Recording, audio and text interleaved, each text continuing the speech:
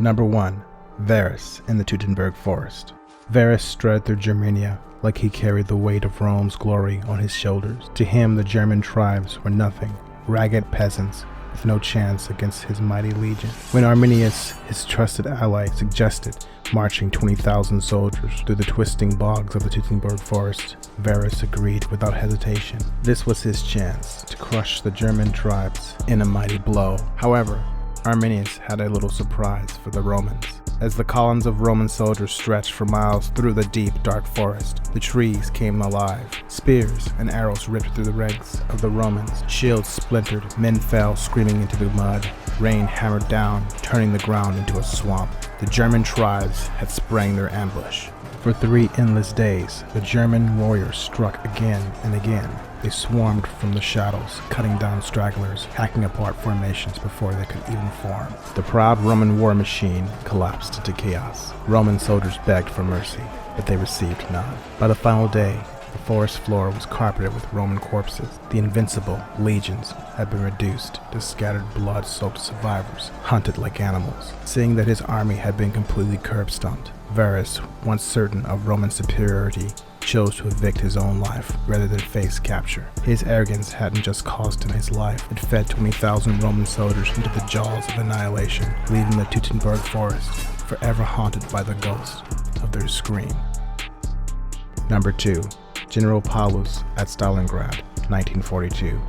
Frederick Paulus wore his pride not in defiance, but in obedience. At the Battle of Stalingrad, Hitler demanded that he hold their deteriorating positions at all costs, and Paulus, desperate to be loyal, refused to withdraw, even in the face of encirclement. He believed enduring obedience would make him great, even when reason screamed in his face this would doom 300,000 German soldiers to their deaths. As the urban house-to-house fighting raged on, winter soon came in and devoured the German divisions. Soldiers starved until they boiled wallpaper paste for soup, chewed frozen horse bones, or ate rats dragged from the ruins. Frostbite blackened fingers and faces. Whole units froze together in trenches, their corpses stiff beside rifles that would never fire again. And as temperatures dropped below 30 freezing, typhus swept through the ranks of the now starving German divisions. Ammunition ran out, forcing soldiers to charge tanks and enemy positions with shovels and bayonets, leading to mind-blowing casualties. By the time Paulus and his army surrendered,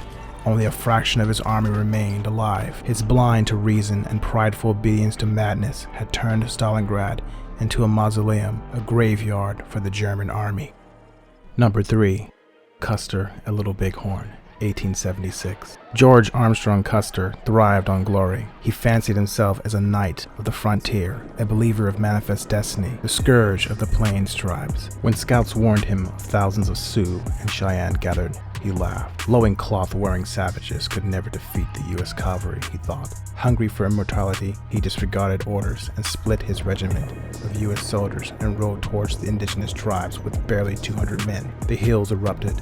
Warriors poured down like a flood, arrows hissing, bullets cracking. Custer's men fought desperately, firing until their ammo belts ran dry. Then it was knives, war clubs, and fists. Surrounded men clutched each other in terror as the noose closed. Custer's face, pale and tight, betrayed the truth. At last, he had willingly and eagerly led his men into a slaughterhouse, and they were going to be the prime rib. Native warriors eventually crushed what little resistance Custer and his men tried to put up, completely evicting the lives of every soldier they got their hands on. After the battle, when U.S. reinforcements arrived, they found the field strewn with butchered and scalped, mutilated soldiers, and as for Custer, his fate was reported to be too gruesome to mention the final payment for his arrogance.